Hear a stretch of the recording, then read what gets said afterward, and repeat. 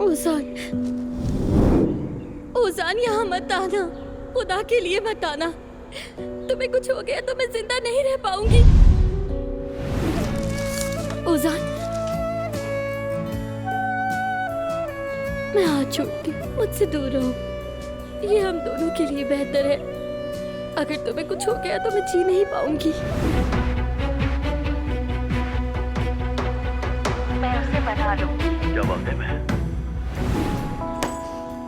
हमारे मोहल्ले में गुंडागर्दी करना क्या होता है उन्हें बता दूंगा मैं। तुम ही थे जो मुझे मारने की कोशिश कर रहे थे आशिर। तुम जालिम हो। मुझे और जुमाना को अलग करने के लिए तुमने वो सब कुछ किया। तुम्हें भी शाबाश हो फातिमा, वाकई बेटी को पाल पोस के शेरनी बना दिया है तुमने, माशाअल्लाह। बहुत दिलेर है। किला अंदर से फतह करेंगे। औजान तुम्हारा ही होगा। तुमने मेरे मुंह पर साफ साफ झूठ बोला था। तुमने कहा था उमर और तुम्हारे बीच में कुछ नहीं था। तुम यहाँ आई, मेरे घर में रही, और क्या है तुम दोनों के बीच? सब बताओ। मैं किसी को जवाब देने की पाबंद नहीं हूँ। बस बहुत हो गया। नाज़ली को तुमसे ले रही हूँ औजान।